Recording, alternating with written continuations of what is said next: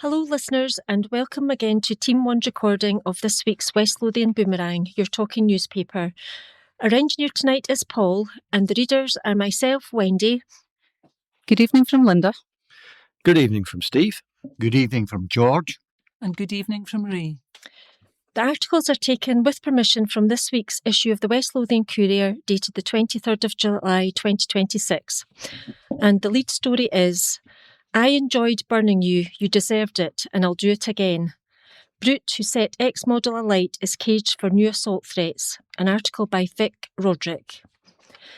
A twisted thug who tried to murder a former model by setting her on fire has been jailed for a second time after threatening to do it again.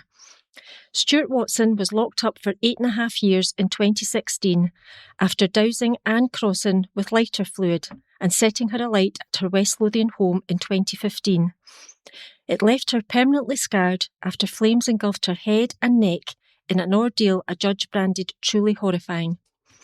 Despite Anne's determined campaign to stop his release, Watson, 46, was eventually freed from prison. But in March, he took to social media and chillingly threatened to repeat the attack. In a sickening post, he wrote, I enjoyed burning you for the rumours. You didn't expect me to walk into your house and burn you alive. You deserved every bit, and I'll do it again. The message was spotted by concerned members of the public at Broxburn Partnership Centre on West Main Street in March and reported it to the police. It left Anne terrified. Livingston Sheriff Court heard the social media account belonged to Watson, who admitted writing the malicious message when questioned by police. Prosecutor Kat Jagla said the threatening post caused significant alarm and distress to the women he had previously tried to murder. Darryl Lovey, defending, said Watson was admitted to a psychiatric ward shortly before the offence after his mental health deteriorated. He told the court, I think it's fair to say that when he posted the social media message, he was suffering from some form of mental difficulty. Mr. Lovey accepted the post had caused Anne significant distress, but said it had not been sent directly to her.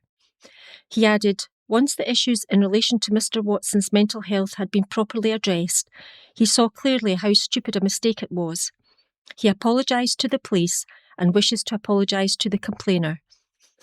The solicitor also said Watson wanted to apologise to a member of staff at St John's Hospital in Livingston after admitting assaulting them while being treated in the psychiatric ward on April the 15th. That offence led to him being remanded in custody. Sheriff Peter Hammond said Watson's mental health had been taken into account, but ruled that given the seriousness of the offences and his convictions, only a prison sentence was appropriate. He jailed Watson for 20 months, backdated to April the 20th when he was remanded. The latest sentence comes a decade after Watson carried out the terrifying fire attack on Anne. At his High Court trial, jurors heard Watson arrived at Anne's home claiming he wanted to discuss splitting up with her best friend, Sharon Christie. But when she opened the door, he drenched her in a flammable liquid before setting it alight while shouting expletives at her. Anne told the court, flames came right up at me. I just put my right hand up to my face so the right side wasn't as badly burned as the left. I had glasses on. If I hadn't, I would have been blinded. I ran to the bathroom and ducked my head in the water. My hair was on fire. My face, my neck were on fire. I think my throat got a bit burnt as well. She spent 2 weeks in an induced coma as doctors treated her burns, which left her scarred on her face, neck and chest, and she lost most of the cartilage in her ears. Anne was left with PTSD, suffering nightmares, and too frightened to answer her front door. Watson had threatened to kill Anne after she warned Sharon that he had been tested recently for HIV and for hepatitis B and C because of drug use. In 2020, Anne fought to stop Watson being freed, writing to the parole board to try to keep him behind bars. Tourism Trailblazers, an article by Stuart Somerville. A popular TV show is one of the many reasons behind a surge in the number of visitors to West Lothian, generating almost £300 million last year. The county has featured widely in TV and film, and its place in history has also helped drive visitor numbers to places such as Linlithgow Palace. Outlander, a time travel fantasy based in 18th century Scotland, is partly filmed around Linlithgow and draws tourists from across the world. But it's the modern attraction of shopping which makes the biggest draw in West Lothian in Livingston's shopping centre. Linlithgow's SNP councillor Pauline Orr celebrated the growth in visitors and scoffed at social media which had drawn a direct comparison between the attraction of the palace and the shopping centre. The centre drew 15 million visitors in 2025, the palace 85,342. Councillor Orr said, "You cannot compare the two. Visitors to Linlithgow Palace in 2025 were 85,342. That was a 4% increase on the previous year, so with that assumption in mind, in the year to March 26, a figure of 88,700 would be reasonable." She added, "Livingston Centre is a shopping centre with a variety of well-known and well-attended brand names, whereas Linlithgow Palace is a historical site, birthplace to Mary Queen of Scots. The shopping centre will attract multiple visits from the same person throughout a single year, whereas a historical site won't. Locals and visitors are likely only to visit the palace once in a lifetime, and certainly only once in a year. There is a cost to enter, whereas you can walk into the centre for nothing and then make a choice as to whether you spend or not. The two are just not comparable." Local people were rightly unhappy about the comparison made in the report and on the fact that it reflected badly on Linlithgow as a whole. The council papers referred to the number of visitors to the county rather than making a distinction between shoppers and tourists. The other big draws last year were Almond Valley Heritage Centre, which attracted 145,500 visitors, the Scottish Owl Centre, which attracted 21,297 visitors, and the area's country parks, including Beacraigs, which attracted 1.5 million visitors. A report to the Economy, Community Empowerment and Wealth Building PDSP said a total of £286 million was generated directly and indirectly within the local economy through visitor and tourism business expenditure, contributing to local employment, business development and destination promotion. Visitor activity and spending supports more than 3,037 full-time equivalent jobs locally. The report by Stuart Ness, Tourism and Town Centre Manager, added, "Tourism in West Lothian is continuing to grow, with total visitor days up 7.6% and visitor nights up 8.9%. Visitor numbers are up 3% and economic impact up 10.9% in 2025 compared to 2024. Attractions in West Lothian are an important part of the tourism sector, with day visits generating £56 million for the local economy in 2025. Deadlock over listed property. Old nursery site's future unclear after appeal fails. Bid to tear down historic site in Armadale refused. This is an article by Stuart Somerville. Plans to redevelop a historic corner of a West Lothian town are deadlocked after an appeal to Holyrood was rejected. The Scottish Government refused to consent to the demolition of Armadale's Victorian Nursery School, the oldest of 3 listed schools, in a corner site in the town. The building's owner had wanted to flatten the site and sell it on for housing redevelopment, but a reporter appointed by the Scottish Government said there was no evidence to support a claim that demolition would all allow for a more beneficial form of development. Aileen McCluskey was appointed by the Division for Planning and Environmental Appeals, DPEA. Lucas Land Purchases, the owner of the building, appealed in May. West Lothian Council's Development Management Committee voted in March to reject a proposal to clear the site in Academy Street. The school, on a prominent site in the town, has seen several attempts to demolish it and replace it with a housing development. In her judgment, Ms McCluskey said there is a strong presumption in favour of retaining listed buildings. Therefore, applications to demolish listed buildings need to be fully justified. The former infant school was built around 1878 and is the oldest building in the listed group. It is a single-storey building made of sandstone, rock-faced rubble in an H-plan with distinct breaking eaves dormers.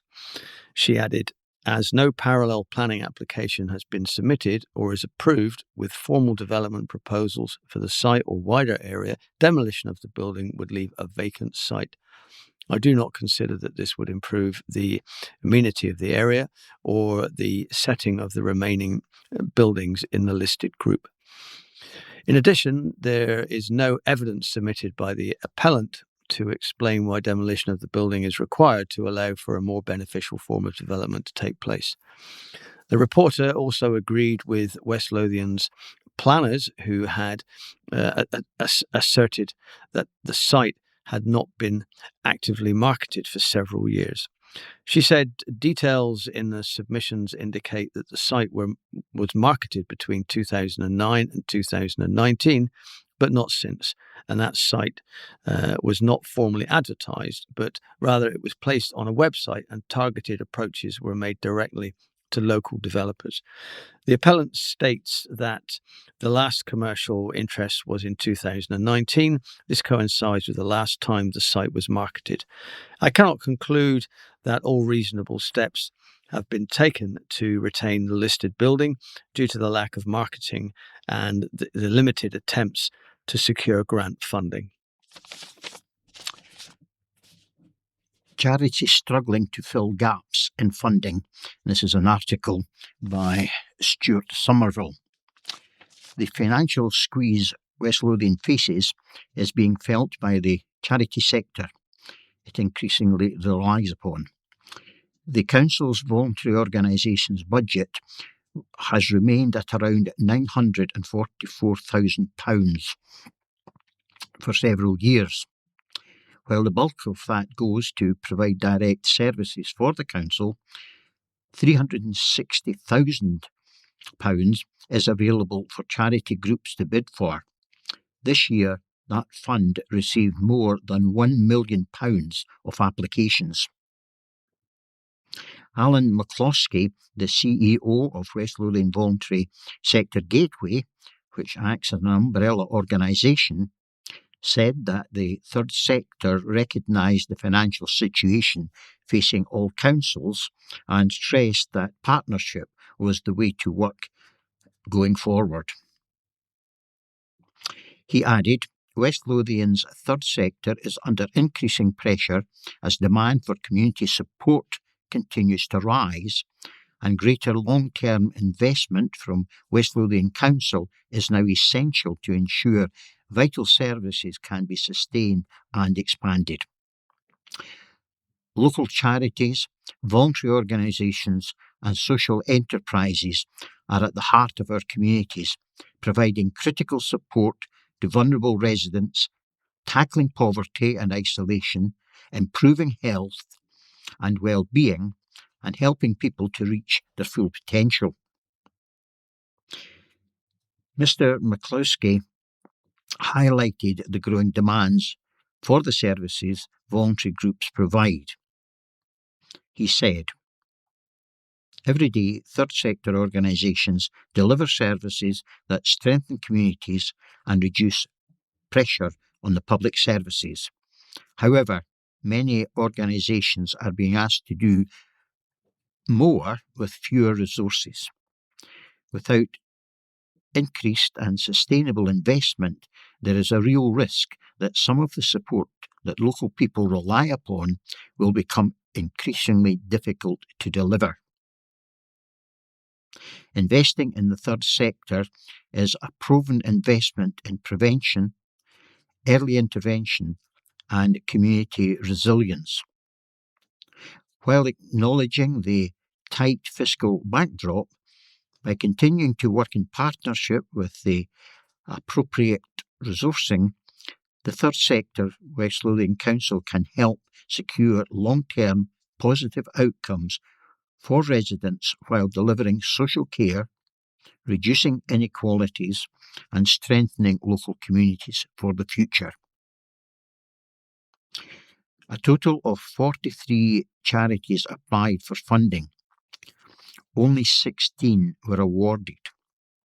A report to the Economy, Community Empowerment and Wealth Building Policy Development and Scrutiny Panel said, in total, 43 applications were received, totalling £1,234,652.91, with an available budget at the time of £362,613.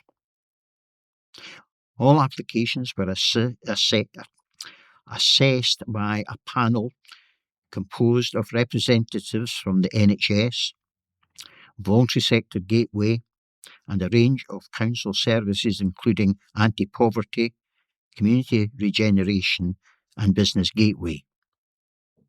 Officers contacted all unsuccessful applicants and offered a series of dates to give more detailed feedback on their application on a one-to-one basis, either in person or via Teams.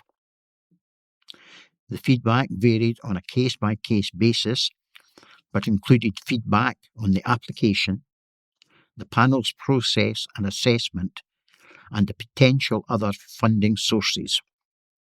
Information was provided on the funding website West Lothian for Communities. In total, 10 organisations engaged for one-to-one feedback from officers. 5 services were funded, a total of £569,467 in service level agreements, including West Lothian Youth Action Project and HCL Transport. Pets kept in squalid flat, covered in filthy faeces, an article by Ross Thompson. A Livingston man has been banned from owning, keeping or caring for animals for 5 years after admitting keeping 3 dogs in appalling conditions without access to food or water. Connor Stewart was sentenced on the 15th of July at Livingston Sheriff Court after pleading guilty to breaching animal welfare legislation. He was also given a £200 fine. Scottish SPCA inspectors attended Stewart's property in December 2023 after concerns for the dogs in his care were raised to the Society's Animal Helpline. Upon arrival, conditions could be seen to be horrendous through the letterbox, and Stewart was contacted to return to the flat and give access. Stewart arrived at the flat and brought Dobermans Amo and Karma and Staffordshire Bull Terrier Kaya out onto the landing area. Amo was underweight, with his ribs and hips obviously visible and his nails overgrown. An inspector said the flat was completely squalid. The floors were soaked in urine and covered in thick layers of faeces throughout the property, some of which were beginning to turn mouldy. There was broken furniture throughout, smashed glass on the floors, and electric shock collars charging in the kitchen area of the flat. All the food and water bowls were empty and bone dry. These conditions were some of the worst the inspector had found animals living in, and the decision was made to remove all the dogs from the property and take them into the care of the Scottish SPCA. Police Scotland were called to support removal of the animals, but Stewart fled with his 2 Dobermans. A deprivation order was issued at Livingston Court in relation to these dogs, however. His remaining Staffordshire Bull Terrier, Kaya, was taken to a local veterinary practice for further care. She was noted to smell strongly of urine and faeces and drank voraciously, having no water within the locus. Following the sentencing, the Scottish SPCA inspector said, "We are pleased with the Sheriff's decision. Stuart's behaviour was unacceptable and he showed complete disregard for the dog's well-being. No animal should be kept in such conditions, and we hope this sentencing sends a clear message that animal neglect will not be tolerated in Scotland." And there are a couple of pictures that show the absolutely horrendous, squalid conditions that the dogs were living in. Nicola was failed by the NHS. She was desperate for help and told me she couldn't live with the pain. I cannot stand by and let it happen again to her daughter Holly. Tragic, Nicola's family vow her death will not be in vain. The family of a desperate mum who took her own life after suffering excruciating endometriosis pain for years have demanded better training for doctors. Nicola Thine, 36, died in January 2024 after symptoms during years of agony caused by the condition were repeatedly dismissed as bad periods. Her grieving mum, Elaine Watson, is now calling for all medical professionals to be given mandatory health training after Nicola's daughter Holly, 16, was also diagnosed with a crippling illness. The 65-year-old Gran said Nicola was desperate for help in the months before her death. She repeatedly sought help as her pain worsened, even attending A&E several times, but all she got was medication. She was told she could get surgery, but also told her case wasn't urgent and that she was facing an 18-month wait. She told me many times that she wasn't being listened to by doctors and she couldn't continue living with the pain. She was failed by the NHS, and she's not the only one who has suffered in this way who has been. I cannot stand by and let this happen to her daughter Holly, or watch any other family lose their loved one like we have. Awareness around women's health has been poor for too long. It's medical misogyny, and we need dedicated research and proper training to make sure symptoms are recognised and treated early. Endometriosis is a debilitating condition where tissue similar to the lining of the uterus, the endometrium, grows outside it. These out-of-place growths respond to hormonal changes, causing inflammation, pain and scar tissue. Symptoms vary widely, but commonly include severe pelvic pain, painful periods, and pain during or after intercourse. In the worst cases, it can cause pain or bleeding in other areas, such as in the chest, which may cause shortness of breath and coughing up blood. Elaine has now launched a petition called Nicola's Law, urging the Scottish Government to ensure all GPs and NHS healthcare professionals are better equipped to deal with conditions relating to women's reproductive health, including endometriosis, menstrual disorders and chronic gynecological illnesses. It has so far attracted more than 25,000 signatures and reached the Scottish Parliament. Elaine hopes she can drive change that will become Nicola's legacy and help protect future generations of women, including granddaughter Holly. Nicola from Bathgate was a former soldier, mental health nurse and police officer who loved travelling and taking her 2 children on adventures around the world. Elaine explained that she had experienced painful periods from a young age, but was continually fobbed off by doctors who said she was simply suffering from period pain, despite her symptoms often making her physically sick. She was only diagnosed with endometriosis at the age of 34, having spent the majority of her life in intense agony. Elaine continued, I always had her at the doctors, but they just say she suffered from bad periods. I knew the pain she went through was severe compared to anything I had experienced, but she wasn't diagnosed until 2022. By then, she had stage 4 endometriosis and her disease had become so advanced that her bladder was attached to her uterus. Holly is just 16 and she's been diagnosed with stage 1 endometriosis, but I think this is only because of what doctors know happened to her mum. I've met countless other women who have shared experience just like Nicola's. We need to change that. She couldn't do things with the kids, so she felt she was failing as a mother. She used to be adventurous and active, but that slowly went. And as the pain intensified, she was forced to leave a job she loved and worked so hard to get in the police service because she could no longer cope physically. Endometriosis took it all away from her. There's a huge hole missing in all of our lives and we are devastated. Now we're doing everything we can so others don't have to face what we're going through. Elaine and family friend June Smiley have also launched a charity called Nicholas Supporting Women, based in West Lothian. Dr. Tracy Gillis, Medical Director, NHS Lothian, said, "Our thoughts and condolences remain with the family involved. As a matter of patient confidentiality, we are unable to comment on individual cases without the family's consent." Dr. Katie Cathro of the Royal College of General Practitioners Scotland said, "The Scottish Government must work to improve a system in which too many patients are left waiting extended periods for review by secondary care and ongoing treatments including surgery." Public Health Minister Mary Todd said, "I extend my deepest and heartfelt sympathies to the family and friends of Nicola Thine. I understand that delays in accessing diagnosis and treatment causes women great anxiety. This is unacceptable." Fans gutted as Ellie quits Villa, an article by Georgia Burns. Love Island fans have been left heartbroken after Ellie Chadwick quit the ITV dating show in Thursday night's episode.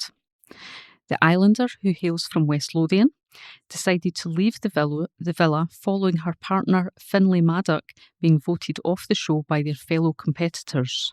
And the 24-year-old decided to follow her heart and walk away from the experience alongside Finlay. Speaking to her fellow Islanders, Ellie announced that she had found what she was looking for and had no intention of continuing in the villa without him, and has now opened up about the moment she decided to walk away, admitting that seeing Finlay at risk of being dumped was difficult. Speaking about the decision, Ellie said, "Obviously, seeing Finlay up there was hard because it was a recent event and he hadn't been in the bottom before." She explained that after Maya Jamir revealed there would be another dumping, she had a feeling things would not go the way she hoped. "When we got told about the second dumping and that we had to choose, I already kind of knew in my gut that it wasn't going to go the way I was hoping," Ellie admitted. "There were no ifs, buts or maybes, or what ifs, or how this could play out." Ellie and Finlay had been considered one of the villa's strongest couples before bombshell Alicia Bailey entered the villa and created a complicated love triangle between the pair. Reflecting on how Finlay handled the situation, Ellie admitted to ITV she felt his communication could have been better. "Finlay knows fine well that I feel like he navigated it very poorly. I made that very vocal and I will stand on that," she said. "The communication was poor. A lot of the things that happened were not relayed to me in a proper way, which I would have appreciated." However, Ellie insisted she was always willing to hear the truth and understood that Finlay found himself in a difficult position. She explained, "I'm big enough to take the truth on the chest. I'm happy with that. I'm a very direct, upfront person. I understand he was confused. I was understanding the whole time, but there was only so much understanding I could do." Despite her frustrations, Ellie said she believed there were lessons to be learned from their experience and that their journey on the show had helped her grow. "There are definitely ways it could have been better, but we live and we learn. That's what Love Island is. It's about living and learning," she said, before adding, "I've learned a lot about myself there, and I've got to give him grace on that." The fan favourite also made it clear that leaving the villa did not mean she had given up on their connection, revealing she still believed in what they had built together. Ellie explained, "It doesn't mean the grafting boots are off because they're out now. Those boots are still on. I believed in the connection we had so much. I just knew in my heart that it was going to work regardless of what was going on." Concern over tenants who trash homes. No easy answers, council told. This is an article by Stuart Somerville. Forced access is not an option the council can rely on to manage poor tenancies, councillors in West Lothian have been told. A report was drafted for the Housing Services, PDSP, after a motion at full council earlier this year, calling on ways to improve the management of council housing in a bid to stop homes being trashed by selfish tenants. Housing officers responded by illustrating the complexities that lie behind homes becoming empty or void. They stressed that there are no quick fix answers. The bulk of void homes returned to the council are Category C, the ones in the worst condition, requiring upwards of £12,000 to be spent to bring them back to lettable standard. Key to success remains early engagement with tenants and maintenance of that engagement. The committee heard that during the last financial year, 25-26, 609 properties from the council's lettable housing stock became void. In approximately half of tenancies that end, the housing officer is unlikely to have a planned or effective pre-termination visit because there is no formal termination notification. The tenant has died, abandoned the tenancy, or moved into care, supported accommodation, hospital, or prison. In the last year, 158 homes became void because the tenant died, and 177 were vacated without the tenant contacting housing staff. There are also circumstances where, even when notice has been given, the tenant did not give access to the housing officer to complete the task. Only 120 of the homes vacated. 20% were left after a pre-termination visit carried out by housing officer. Other reasons for void homes last year included tenant abandonment, 53, 9%, eviction, 45, 7%, tenant moved into care supported accommodation, 49, 8%, and in prison, 7, 1%. A report to councillors said a property does not usually become a difficult void because of one single issue. In many cases, poor void conditions are the result of cumulative and complex factors which have developed over time. While tenant behaviour, neglect, damage or lack of engagement may be relevant in some cases, poor conditions should not be automatically be assumed to be malicious tenant damage. It added the condition of a tenancy at void stage can also be affected by the length of the tenancy, historic repair issues, limited access during occupation, or the fact that the property has not benefited from recent capital investment or improvement works. Key to success remains early engagement with tenants and maintenance of that engagement.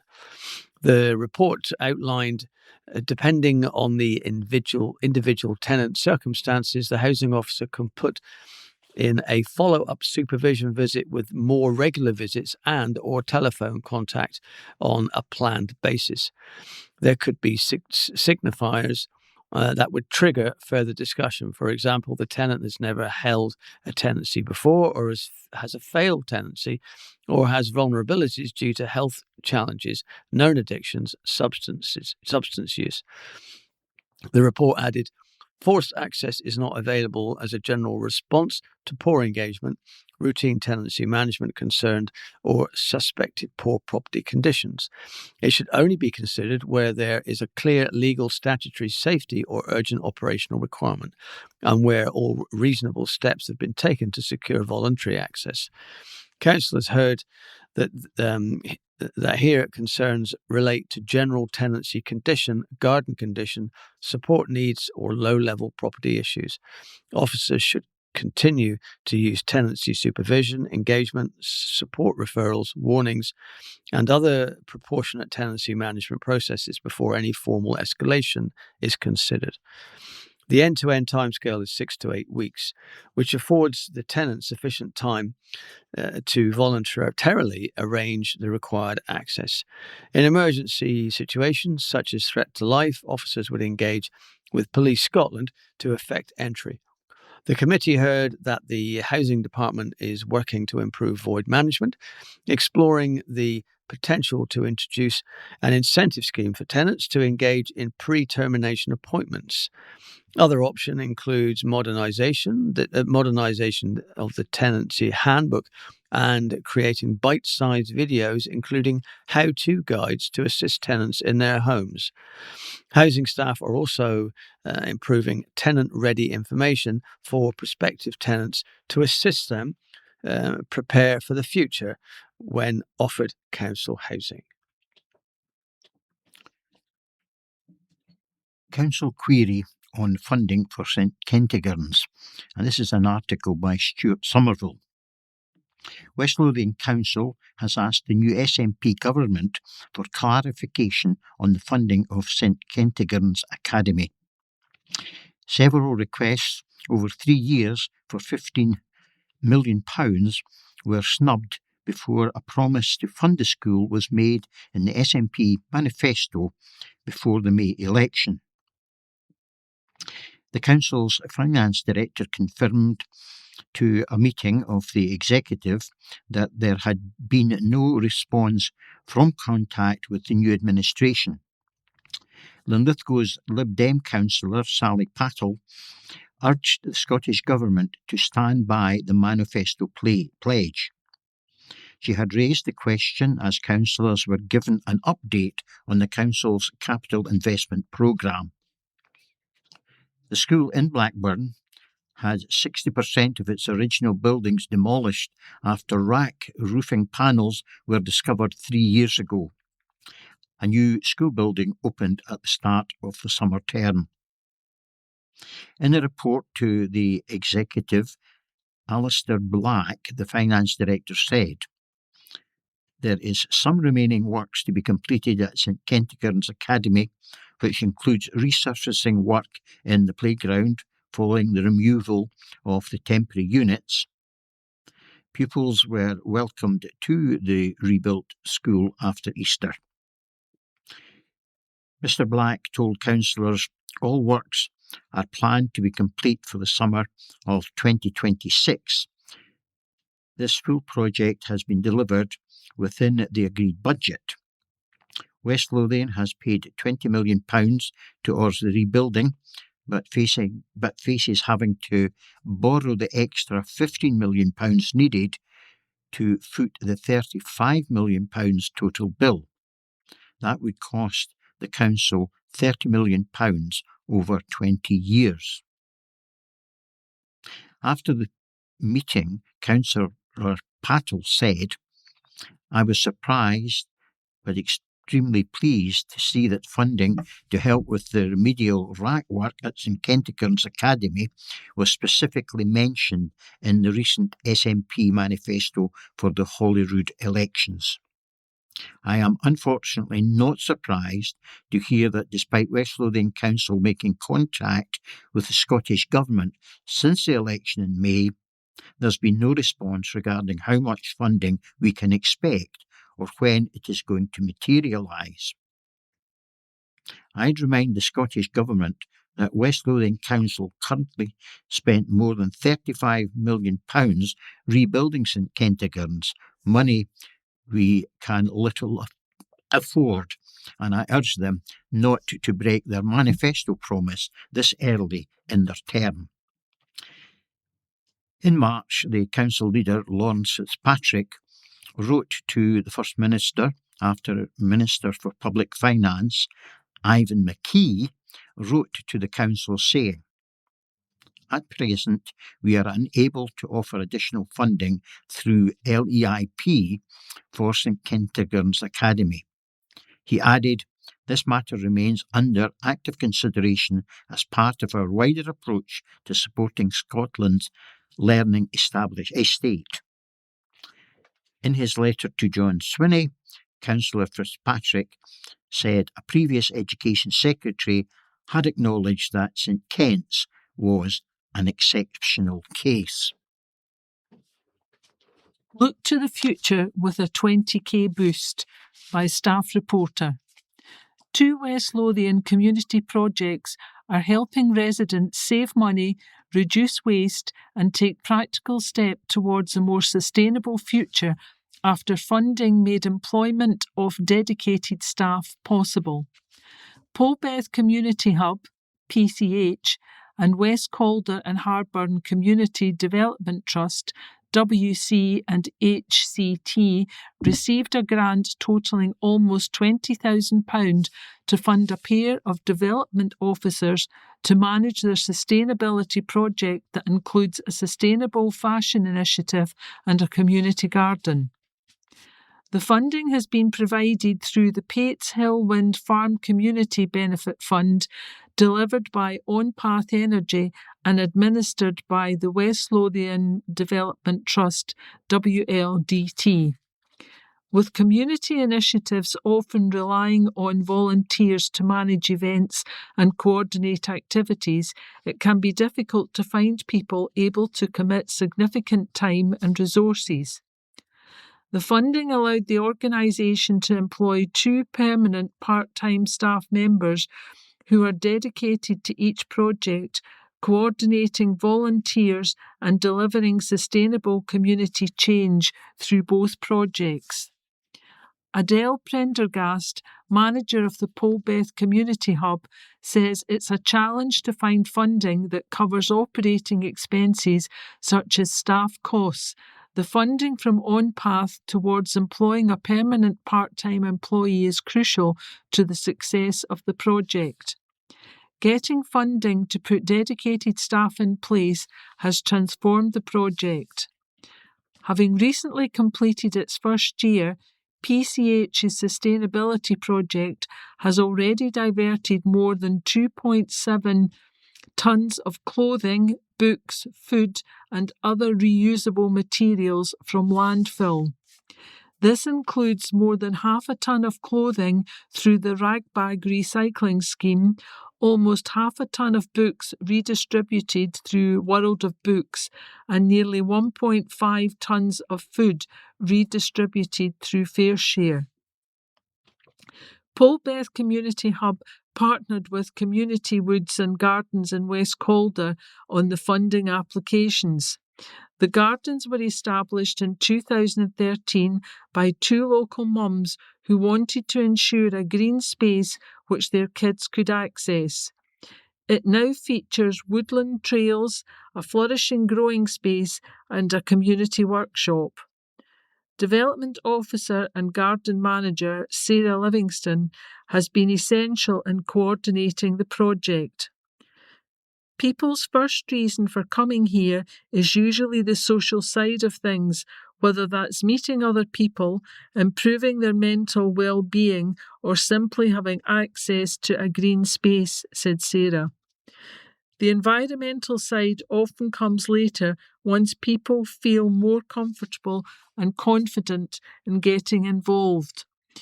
What draws people in this community space experience? We garden and eat together, hold open days and raise money. The projects show how environmental action and community sport can work hand in hand with practical initiative helping to address social challenges while encouraging more sustainable habits. Matt Pearce, Chief Executive at WC and HCT, said, "By reusing, repairing, growing and sharing resources locally, we're helping people save money, reduce waste and build stronger community connections at the same time." Pates Hill Wind Farm Community Fund invests more than £70,000 annually in local communities.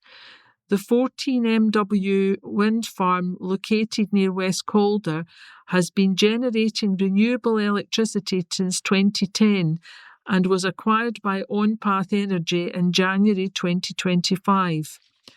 Michael Newton, sustainability developer at OnPath Energy, said, "Projects like this show how communities benefit funding can make a real and practical difference to local people." The majority of Pates Hill funding is managed by the West Lothian Development Trust, which administers community benefit funds from the wind farms across West Lothian. The Trust supports projects within 10k of wind farm developments with priorities including relieving poverty, advancing education, encouraging environmental improvement, supporting sustainable development and helping communities access renewable energy. June Close, Chair of WLDT, said it has been a privilege to support these projects. And now we have one intimation, and this week it is acknowledgement. Moira Sloan, Armadale. The family of the late Moira Sloan wish to thank all emergency services, relatives, friends, neighbours, colleagues and staff at Ochilview Court for their expressions of kindness and sympathy received in their recent sad loss. Special thanks to Reverend Julia Wiley for her spiritual comfort, Brodie's Funeral Services for their efficient funeral arrangements, the Goth and Sherlock Catering. And now we'll continue with the local news. Delight as Pride to return. West Lothian Pride is set to return on Saturday, July the 25th, bringing thousands of people together for a vibrant celebration of equality, diversity and inclusion. Now firmly established as one of Scotland's leading local Pride events, this year's celebration promises to be at the biggest and most ambitious yet, with a new parade route, the largest number of community stalls in the event's history, outstanding live entertainment, family activities and a space for everyone to celebrate. The day begins with the Pride Parade, with participants gathering from 11:30 a.m. at Livingston Designer Outlet before stepping off at noon. The colourful parade will make its way through Livingston before arriving at Reconnect Howden Park, where the Pride Festival opens at 1 p.m.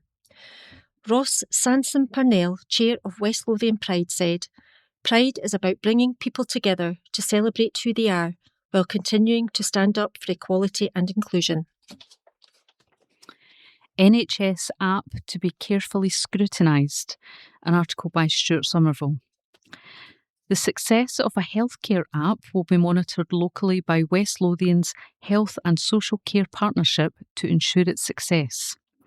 The new app, mycare.scot, has been launched following a trial in NHS Lanarkshire.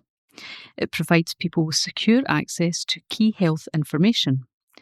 John Innes, the chair of the Integration Joint Board, said reviewing its take-up in the community could help the app become as good as it can be. The board, which oversees primary and social care across West Lothian, is jointly funded by the Council and NHS Lothian. In her report to this month's meeting, Alison White, the Chief Officer of the Health and Social Care Partnership, said, "The Scottish Government has launched the mycare.scot mobile app, providing people across Scotland with secure access to key health information, including medications, allergies, vaccination records, and local health and wellbeing services." The app builds on the national rollout of the mycare.scot web service and forms part of the wider Digital Front Door programme being delivered in partnership with Public Services Delivery Scotland and COSLA. Mr Innes said, "I wonder if we should have a view on the app, its rollout and how effective it is in our community." Pointing to the ongoing development and updating of apps once they have been launched, he told the board, "I think we should be trying to feed back our observations and those of the community to try and shape the app. I think we should try to make it sure it is as useful as it can be." And board members agreed. The first version of the free app will allow people to view their medications and allergies, check their vaccination history and use the National Service Finder to find local health and wellbeing services. The app will continue to develop through to 2030 to enable users to check appointments, provide information about themselves and receive digital letters through mycare.scot. Speaking at the launch of the app last month, the Health Secretary, local MSP Angela Constance said, "The availability of mycare.scot on the App Store is an important milestone in this government's programme to give people a single, secure digital access point to their personal health information." And she added, "Over time, mycare.scot will make it easier to manage appointments, reduce the need for patients to retell their story, order prescriptions and gain access to the information they need to help them stay well and supported. It will also be integrated with Scotland's social care and social work system." Nathan, I can't wait to play for King. This is an article by Jack Breslin. He spent the summer writing songs on the other side of the world. Now Nathan Evans can't wait to come home to sing for the King. The sea shanty star, who became a viral phenomenon after his COVID-era social media posts, won tens of millions of views, is one of the big names preparing to bring the curtain up on the opening ceremony. The former postie and the band St. Finks brothers Alan and Stevie Dukes have been writing in Nashville. But the trio will fly back for the biggest gig of their lives, performing to a global audience of billions in front of King Charles and Queen Camilla. The boys travel to the States with the Tartan Army and are determined to carry the celebratory spirit back to Glasgow. Wellerman singer Nathan said, "Seeing everybody come together, especially with everything that's going on in the world at the moment, is going to be absolutely fantastic." Alan added, "The focus is back in Scotland now with the games. The positivity Scottish people brought to America was amazing. That spotlight is now on us at home, and we can showcase how great the place is and how good the people are. I know Glasgow will do these games justice, and we will have an amazing experience." Brother Stevie is excited too. He said it's a case of going out there and putting on the best show we can and doing exactly what we do best. The band will join Katie Tunstall, Tom Walker, Callum Beattie and Sky electro folk group Valtos at the Curtain Raiser, which will be shown live on TNT5 and in Gaelic on BBC Alapa. They'll follow in the footsteps of Scots legends like Lulu, Dougie McLean, Karen Matheson, Deacon Blue, Amy MacDonald, Karen Dunbar and Susan Boyle, who performed at the 2014 ceremonies in Celtic Park and Hampden. Alan says our pals from Prides, who performed at the closing ceremony in 2014 at Hampden, told us how amazing it was to be at the centre of something so big. Such a massive occasion shown all around the world. Our mum is chuffed to bits. We are two brothers from Wishaw, and when you think about the billions watching us, playing in front of the King and the Queen, it's amazing. What a thing to be part of. The band will jump in the tour bus after for the opening spectacular for the dates in England, but will return to Scotland before the games end. Frontman Nathan said, "We will be home in time for the athletic events, and I'm looking forward to that." The opening ceremony is part of the massive summer for the band, who will headline the Heather on the Hill Festival next month in Ingliston. And there's a picture of Nathan Evans there with his guitar singing away on stage. Alleged incident at store. An article by Chloe Goodall. A West Lothian shopkeeper was allegedly attacked following an incident which saw a heavy police presence descend on a local store. Several marked police cars rushed to a shop on Whitburn's Glenmore Avenue on Wednesday, July the 15th, as images show the inside of the premises trashed, with police speaking with staff. Edinburgh Live understands one member of staff suffered injuries during the incident, with images showing blood dripping from his hand. An individual was also apprehended by the police at the scene. Items within the shop appear to have been knocked over and strewn across the floor as a large crowd gathered outside shortly after the police arrived. Further images show two police vehicles marked on the street, and a video appears to show a male restrained on the ground as police searched him. Police Scotland has been approached for comment. Poynton welcomes Burnham's cost of living news by Ross Thompson. Livingston MP Gregor Poynton has welcomed Prime Minister Andy Burnham's first major cost of living announcement, which will see VAT removed from domestic electricity bills from October, helping households across West Lothian ahead of winter. The new measure will remove the 5% VAT charge on household electricity bills for the remainder of this financial year. It is expected to reduce the annual off-gem price cap by around £45, putting more money back in people's pockets as energy costs remain high. Mr. Poynton said, "I'd like to congratulate Andy Burnham on becoming our Prime Minister. Andy takes office at a time when Britain is already moving in the right direction after 2 years of a UK Labour government that has stabilised the economy, brought down inflation and interest rates and strengthened workers' rights, delivered an extra £12 billion for Scottish public services and started fixing the foundations after years of decline. Now the focus is on building that progress by delivering good growth in every postcode and ensuring working people feel the benefits in their everyday lives. This announcement is an example of that approach.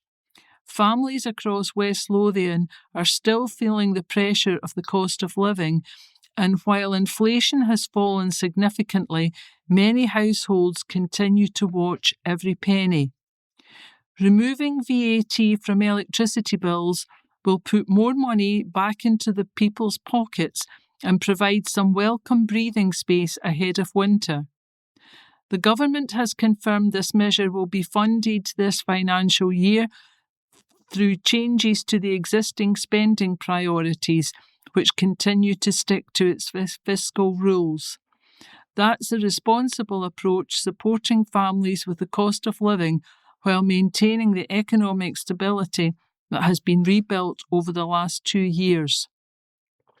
This is about making sure people in the Livingston constituency and across the country benefit from the progress that has been made, and I look forward to working with the new Prime Minister as the government continues delivering for communities across West Lothian. The VAT cut will take effect from October the 1st, and the energy suppliers expected to pass the full saving on to customers, including those on fixed tariffs. The government estimates the measure will support millions of households across the UK and their energy bills this winter, while making a small but positive contribution to reducing inflation. Online safety, an article by Ross Thompson. Livingston MP Gregor Poynton has welcomed new UK government measures to better protect children online, saying they reflect the concerns raised by families across the constituency in his recent online safety survey. The government last week announced a further package of online safety measures for young people, including default overnight restrictions on social media for 16 and 17-year-olds, autoplay and personalised content feeds switched off by default, mandatory breaks for under 18s using AI chatbots, and stronger protections against harmful online content. These measures form the latest stage of the government's response to its consultation on children's online safety. Earlier this year, Poynton launched a constituency-wide survey asking parents, carers, teachers and young people for their views on online safety and the impact social media is having on children's lives. It revealed overwhelming support for stronger action to tackle harmful content, addictive platform design and excessive screen time, with many respondents raising concerns about the impact social media is having on young people's mental health, sleep and well-being. Following the publication of the survey, the MP backed calls for tougher regulation of social media companies and greater support for parents to help keep children safe online.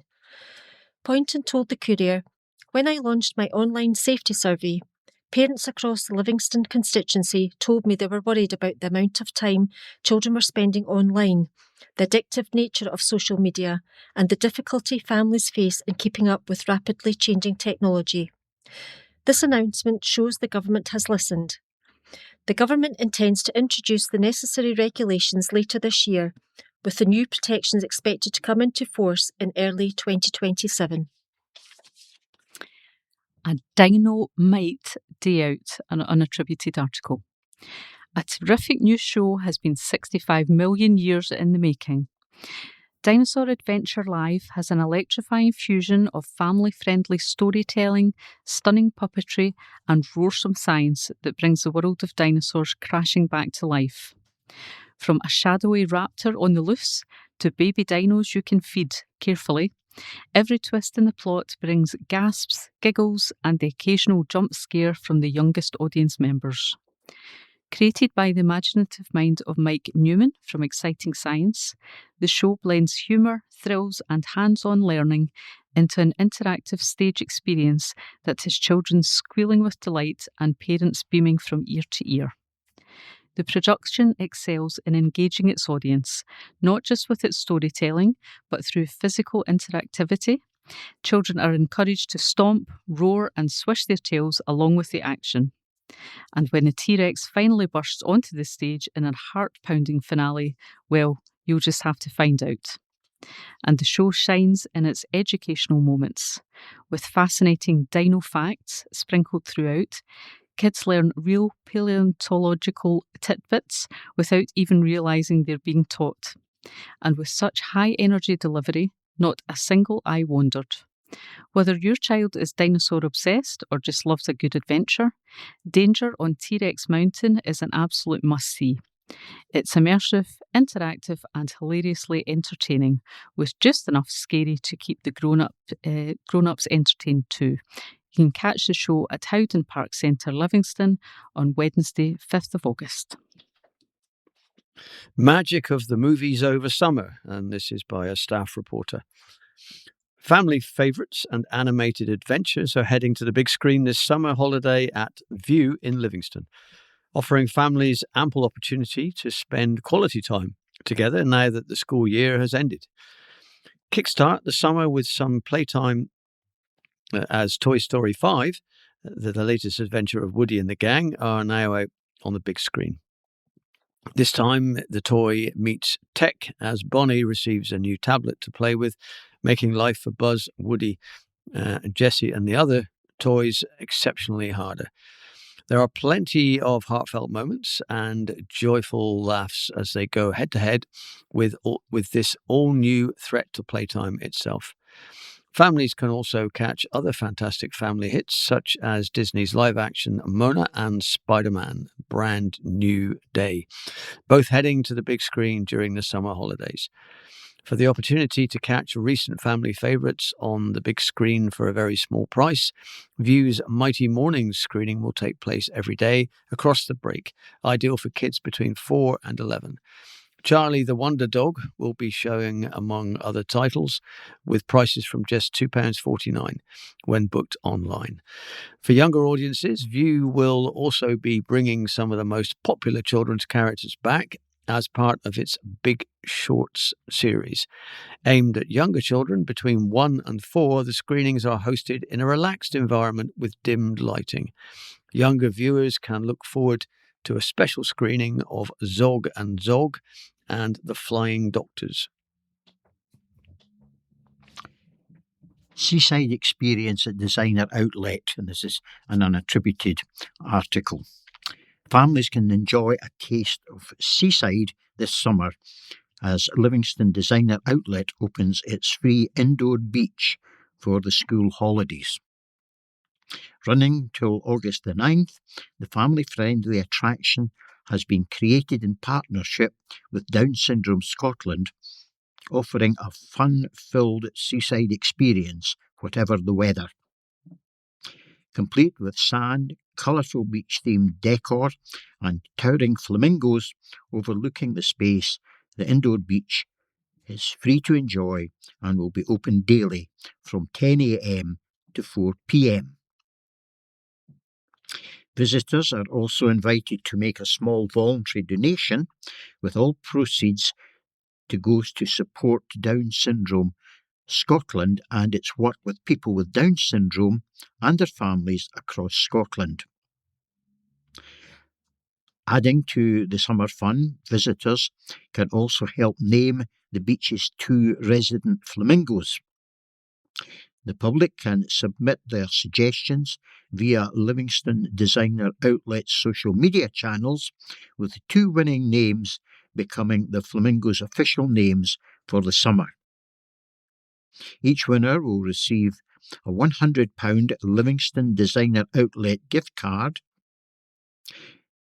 The indoor beach will remain at Livingston Designer Outlet until August the 9th, giving families plenty of support and opportunities to enjoy some free summer fun throughout the holidays. Michelle Whitelaw, Centre Director at Livingston Designer Outlet, told the Courier, "We're delighted to be bringing our outdoor beach to Livingston's Designer Outlet this summer. The school holidays can be an expensive time for families, so we're pleased to be offering a free attraction where children can enjoy themselves while parents relax and make most of everything that the outlet has to offer. We are also incredibly proud to be continuing our partnership with Down Syndrome Scotland." Council to rule on bid to build Pentland Hills site, an article by Stuart Somerville. Plans to build a solar farm on the fringe of the Pentland Hills Regional Park will go before West Lothian Council in September. Almost 200 acres of open farmland a mile south of Kirknewton could be turned over to hundreds of panels and a battery storage substation, creating an industrial site that would be in place for the next 40 years. The Council's Development Management Committee delayed a decision last week as the meeting did not have enough members to be quorate. The plans have to come before the next meeting of the full Council, all 33 members, on September the 22nd.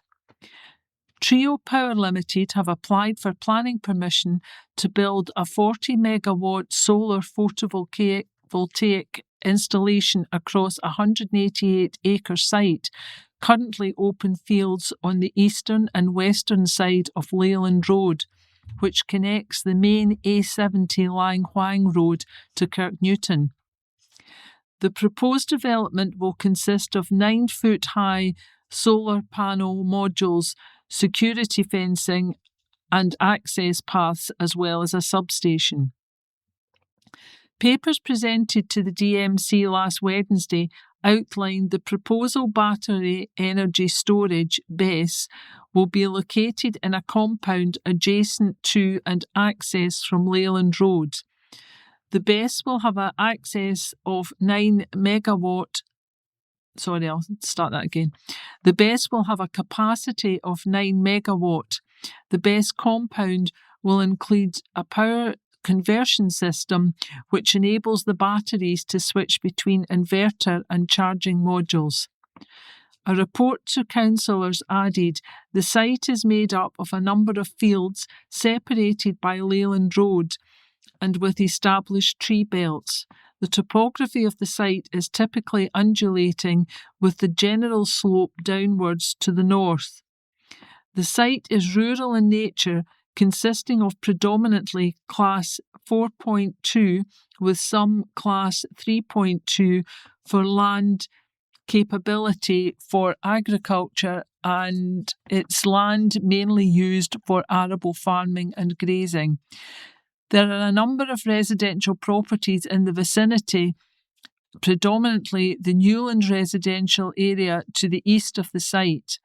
Other rural residents or farmhouse developments are also nearby. The proposed solar arrays are laid out in 2 separate groups, each side of Leyland Road, utilising existing field access. The paper added, the proposed development includes supporting infrastructure such as transformers, on-site cabling and a substation and control building. The development also includes security fencing, CCTV and on-site access tracks. The operational life of the proposed development will be 40 years, with the construction period to be between 8 and 12 months. The grid connection will be to the Curry substation to the east. The application has attracted 47 objections. There are only 3 letters of support, including 1 from Kirknewton Community Council. Planning officers have recommended granting permission with conditions. 2 other solar farms have already been granted development in the northern part of the county. Objectors say that the plans will see productive, viable farmland in open country converted to an industrial complex in place until 2066. Other voices concerned about the disruption to narrow rural roads, loss of natural habitat and wildlife in a country park which is popular with walkers. Two-storey home plan rejected. Plans for a two-storey home on a small holding have been knocked back by councillors. Gordon Bow had applied to demolish an agricultural shed on his Broxburn small holding and replace it with a home for his son. Planners said the proposals for a 5-bed, two-storey home on site would contravene strict rules about house building in the countryside and recommended refusal. Conservative group leader Damien Doran-Timpson urged a rethink and pointed to a readiness to alter proposals put forward to comply with planning rules. He told the Development Management Committee he had some sympathy, reminding the committee rules are for the guidance of wise men and obedience of fools. An agent for Mr. Bow said his client suffered from a debilitating illness, and the new home would mean his son could live close to hand to help him at Holmes Holdings near Broxburn. Councillor Doran-Timpson urged the committee to work with the applicant to devise more acceptable plans. In papers presented to the committee, planning officer said, the proposed house is a two-storey design with an eaves height of 5.5 metres and overall height of 8.345 metres. These dimensions exceed that of the existing agricultural building and increases the overall height of the resultant building by around 1.9 metres. Chair of the committee, Councillor Harry Cartmill said, I can fully understand why you want this and how important family support is, but the fact that it goes against 11 policies means that, as it stands, I simply can't support this. His motion to support the recommendation to refuse was backed by Councillor George Paul. Grasp the Thistle, an article by Annie Brown. Team Scotland's netball stars have issued a rallying cry to fans to roar them on to glory at the Commonwealth Games. The Scottish Thistles have vowed to give the home crowd something to cheer about against their heavyweight rivals from across the Commonwealth. Vice-Captain Hannah Grant, 26, said that newcomers to the game will be shocked at how high-octane it is. And she said, I want as many people to come along and see us as possible, even if they have never watched it before. World Netball is as close a call as it's ever been, so it is extremely competitive. People will be blown away. The Thistles get fired up for each game by singing Flower of Scotland in the changing room. She said, we'll give our all for the Scottish fans. They're the best in the world. The national team are sitting 10th in the world, but are determined the games will push them up the rankings. Mid-court player Hannah, who will be playing in her first game, said, we're aiming for a lot higher and to really push it at this Games to put Scotland on the map. In their first match on Saturday, they will be pitted against the world number 2 side, New Zealand's Silver Ferns. The Thistles will want to hold their own against champions Australia later in the Games. And Hannah, a biomedical scientist from Renfrewshire, has some inside knowledge, having played in Australia's New South Wales Premier League for a year. With 20 million women and girls playing netball internationally, it is the largest female team participation sport in the world and is earmarked as one of the marquee sports at these games. More than 30,000 people play netball in Scotland alone, and surges in junior and grassroots participation here have been attributed in large part to the growing profile of the Scottish Thistles. The sport is unrecognisable from when it began as women's basketball in the early 19th century as a game to keep young ladies fit and prepare them for marriage and motherhood. It was played in long skirts and modest high-necked blouses, and rough and tumble was forbidden. Cut to today, and the Victorians would be scandalised watching the game. The mid-air clashes and sweat-lashed determination of women of colossal athleticism and grit. Iona Christian, 28, an illustrator and mother of 2-year-old son Laurie, has 33 caps and warns opponents that the Thistles are as tough as their name would suggest. She said, "A thistle is an extremely resilient, prickly flower, known for thriving in harsh conditions. And when you come up against a thistle on the netball court, it's never going to be an easy battle." The mid-court player hails from Stockport, Manchester, but has chosen to play for Team Scotland through her Glaswegian father, Ross. She said, "Dad is a loud and proud Scotsman, and he will be waving his saltire from the stands." Thistles captain Emily Nichol from Biggar says it will be an emotional experience on Thursday when she walks with Team Scotland in the parade of 74 nations at the opening ceremony in the city's Hydro, attended by King Charles and Queen Camilla. Goal defence Emily, 32, is a 61-cap veteran of 2 Commonwealth Games who combines the demands of her sport with a full-time job as a solicitor. She says, "I love the concept of leading the team into battle, and if you have seen me play, I roar on court, I shout and punch the air, I thrive on the pressure." Legacy drives the Thistles, and Edinburgh's Lexi Gillis, 20, knows they are role models for young women. The sports degree student was drawn from a young age, not only to the game, but the camaraderie of the sport.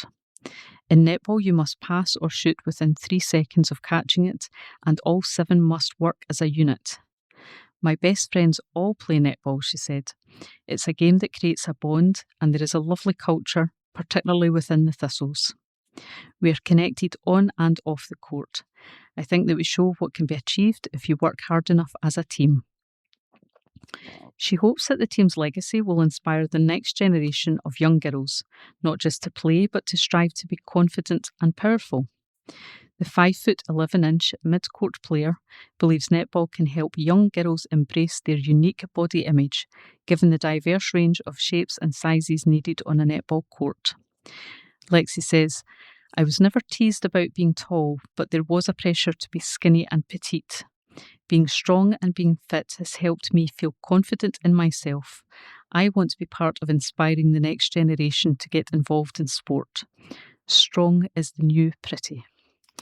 And there is a fabulous photograph accompanying this article. It looks like the ladies have attended a glamorous photo shoot, almost set maybe in a country home living room with very lavish furniture, chaise lounge, oversized chairs, and there's a grand piano, and they're all posing in cocktail dresses and suits and looking fabulous. So good luck, ladies. There's certainly plenty of rough and tumble in this next article. This is Lions fail in shootout as Jags net spot kick victory. And this is an article by a staff reporter.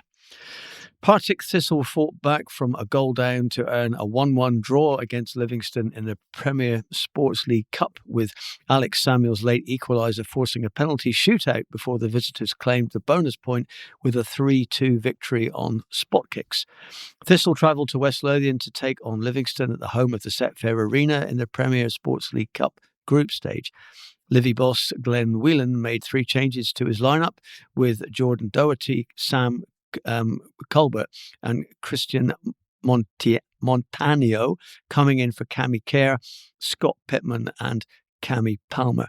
For Partick Thistle, Lee Ashcroft returned as captain, while Gary Mackay, Stephen, Aidan Fitzpatrick and Tony Watt came in for Jamie Lowe, Matthew Faulkner, Sebastian Droids and Alex Samuel, who all dropped to the bench.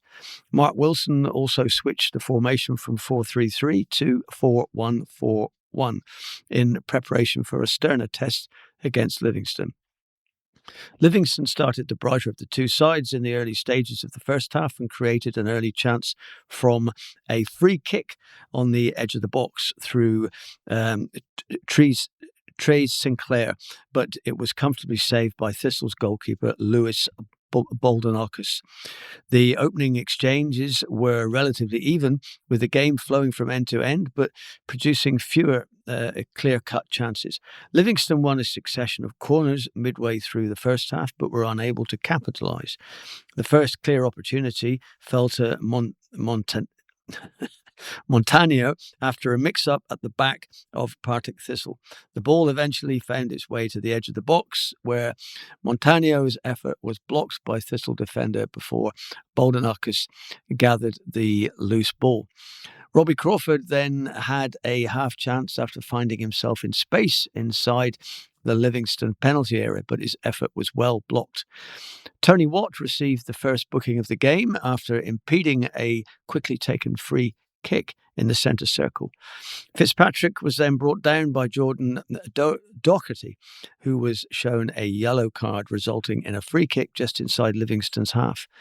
The resulting delivery eventually fell to Crawford, whose speculative half volley was ballooned over the bar. Stevie May came close for Livingston just before half-time with a sharp effort from the edge of the box, but Baldanakis made a comfortable save. The sides went into the break level at 0-0. Mark Wilson made one change at half-time, with captain Lee Ashcroft being replaced by Dan O'Reilly. Livingston nearly broke the deadlock early in the second half when a Jordan Doherty cross found Sam Colbert, whose effort drifted narrowly past the post. Montano then found himself 1-1 with Baldanakis, but failed to make enough contact with the ball as he attempted to lob the Thistle goalkeeper, allowing Baldanakis to gather the looping effort with ease. Moments later, a shove in the back by Muirhead earned Partick Thistle a free kick in their defensive third. Livingston eventually took the lead just after the hour mark. Trace Sinclair led a quick break before finding Muirhead on the edge of the box, and his powerful strike flew into the top right corner beyond Baldanakis to make it 1-0. Mark Wilson responded by making 3 attacking substitutions, replacing Gary Mackay-Stevens, Tony Watt and Ewan Henderson with Tenolio Letosa, Alex Samuel and Sebastian Droids. Shortly after coming on, substitutes Letosa and Samuel combined well for Thistle, but Samuel's shot drifted narrowly wide of the post. Oyson Smythe then had a half chance with 12 minutes remaining, but his curling effort from 25 yards was comfortably saved by Baldanakis. Within 10 minutes to play, Smythe tried his luck again from the edge of the area. This time, Jerome Pryor could only parry the efforts into the path of Samuel, who reacted quickest to fire the rebound into the roof of the net and level the scores at 1-1. 3 minutes later, Colbert picked out Stevie May with a crossfield pass, but May's curling effort was well saved by Baldanakis. In the 86th minute, Samuel used his strength well inside the penalty area to shield the ball before laying it off to Letsoza, whose resulting effort went well wide of the target. With neither side able to find a winner, the match finished 1-1 after 90 minutes and went to a penalty shootout. The shootout proved to be just as closely contested as the match itself, despite Samuel's late equaliser earning Thistle the chance to claim the bonus point, and held their nerve from 12 yards to secure a 3-2 shootout victory. Livy gave themselves hope of qualification from the section with a thumping 8-0 win over Forfar on Tuesday night. Trace Sinclair claimed a hat-trick, with Robbie Muirhead grabbing a double. Goals from Stevie May, Aidan Denham and Joe Boggin completed the rout. And there are some lovely action shots here. A lovely sunny day there at the stadium, and there's the guys running around with all their complicated names on the backs of their shirts. The upfront title for the next article is Raising the Bar, and the subtitle is Beth's Big Switch from Gymnastics to Weightlifting, Expected to Pay Off for Glasgow Games. The article is by Paul Thompson. Beth Ashby admits switching sports from gymnastics to weightlifting and has finally found this to have paid off with a long-awaited appearance at the Commonwealth Games. The 29-year-old from Livingston is in Team Scotland for Glasgow 2026 and she is gearing up to compete in the 63 kilogram weightlifting category from July the 28th.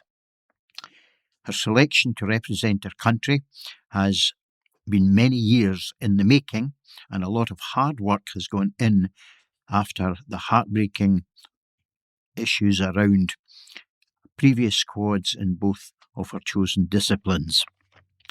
The last games in Glasgow in 2014 brought frustration as injury dashed her hopes of competing on home soil in gymnastics. Such was the frustration, in fact, that Beth decided to give up the sport and put her energy into weightlifting. But only now, 12 years on, is she seeing the fruits of her labour. She explained, "I used to do gymnastics, and this was back in 2014. I had done gymnastics since I was 7, and I went for that games, and I didn't make it in due to injury. That nearly knocked me, so I quit the sport and said to myself, I'm never doing this sport again, and that was due to the anger of doing all the work for nothing. So I went into weightlifting for the last 2 games. I was young, and I wasn't ready for it then, to be quite honest, but I have made this one, so I'm a bit excited and a bit nervous. But the grounding in gymnastics helped a lot. Moving into a sport like this helps. Mentally, it was hard because there were lifters who had been in the sport from a very young age. When I got into it, I wish I had got in when I was a bit younger, so it was hard, but my gymnastics helped me. The last games in Birmingham, I only had a year to prepare because I had my little girl, but this time I made sure that I got there. I had the Euros in April, and that was my last competition before focusing on preparing for these games. Cheering Beth on from the sidelines at the SEC Armadillo will be no less than 60 of her friends and family as the Ashbys make the most of Beth's big moment. She added, I can't say I have ever been at a competition where this many people have been able to watch. It's great because even my grandparents can come and watch, and they wouldn't normally be able to do so. Beth, who has had the support of 2022 Games weightlifter and fellow Scot Jodie Hughes, is staying tight-lipped on her hopes for the Games and said, I want to hit a total that I have in my head, which I will keep there to myself. After that, I just want to see what happens. You don't know how others will compete on the day, so I'll see how far I can go. But I am looking forward to it.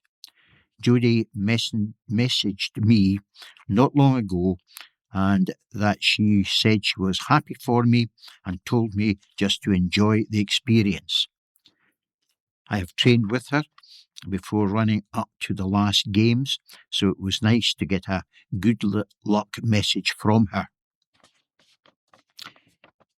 During her journey, Beth has had plenty of support along the way, and she wishes to thank her sponsors, Your Move Falkirk, MPT Mental Health Prep, her SLC physiotherapist based in Livingston, and AO Clothing.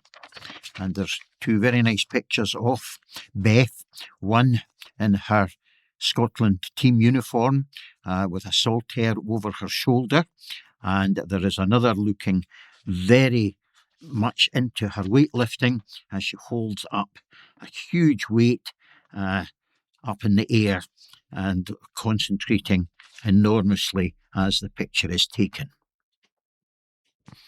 Lurcher Lely is full of love.